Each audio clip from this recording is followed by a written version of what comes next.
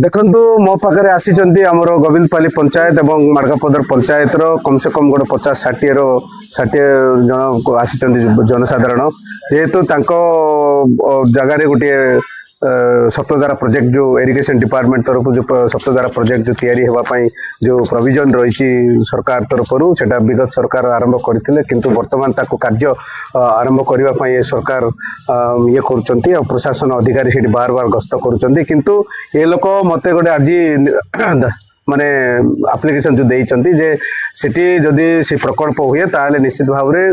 25 to 30 टा गाँ प्रभावित हेबे एवं बुड़ी जो तांकर जल जंगल जमी भिटामाटी जो हराइबे सेति मत जो आज दाबी पत्र गोटे देइचंती आ निश्चित भाव में एमाने होचंती गोविंदपाली जो मार्गापदर अंचल जो रही से माने विगत दिन में चलापुर माचकुंड एवं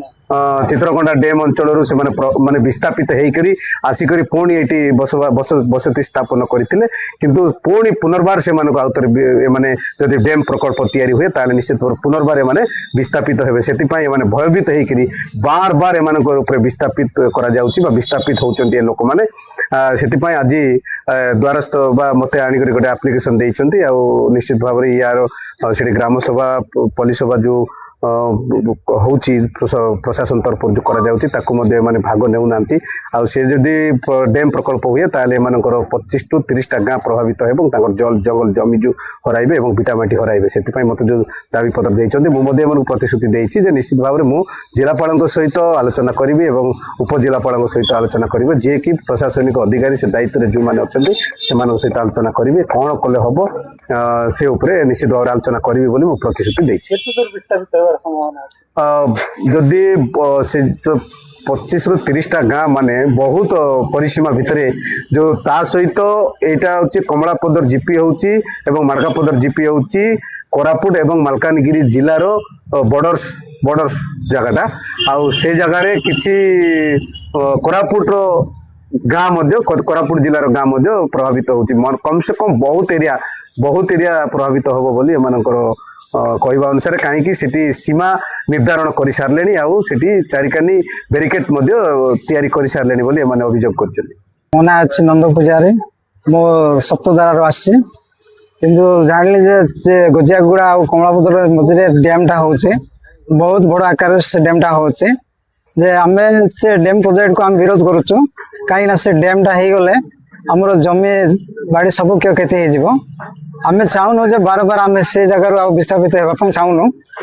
यह आगे पूर्व माने आज को 50 वर्ष आगे आम जेजेबापा माने चित्रकोंडा सी डैम जलभंडार थे सेठी भी सेमती आगे सरकार कहले ना 10टा 12टा गाँ उठब बोली कहले शेष 105 गाँ उठला पुणी आम आसी बापा माँ मैंने आसिक जंगल काटिक नाल सफा कर जमी टी करते पुणी एबे भी से सरकार चलुचंत ये भी गोटे डैम तैयार हम सर आम चाहूनु आ बार बार विस्थापित होगापाई काले आम से भिटामाटी छाड़ी आम कड़े जबार ना जब मरीगले से मरीज सेना आम से गाँ छाड़ी आम जबार ना किंतु से डैमटा सरकार जमी बंद करने व्यवस्था करूँ ना आगामी दिन में आम राजरास्तार ओल्लैबू जहाँ सरकार आमको कौन पदक्षेप देउछंती आम सुविधा ना आज्ञा किसी सुविधा ना से माने आम बाबा माँ जिते कष्ट कर जमी बाड़ी सब तैयार करते पलि जाए पुणी आम सीना सर ए छोट छोट आम जोड़ा कर विधवा मैंने अच्छा जार पिला जो तार सारा ना से कौन जी सर जब जगह देदेले से जगह से विधवा माँ ना से बुढ़ा बुढ़ी से जगह कौन करें घर करें ना कम चाषबास करें जहाँ कष्ट कर जगह बाड़ी करते गोटे जीवन यापन कटुले अलग जाकर रही पारे आमर 23टा गाँ सर 23टा गाँ को अति कम से कहते 20 किलोमीटर पानी जीव बोलते 20 किलोमीटर मान केतेटा गाँ सीधा जल बना हो सर विधायक कौन जन विधायक को आम जनइल आम दुख जहाँ आमको कष्ट लगुच दुख प्रकाश कलु विधायक सर कहले ठीक अच्छे मुझे आलोचना करी कलेक्टर सर सहित उपजिलापाल सहित भी से कहते आमको खुशी लगुच विधायक सर भी आम टे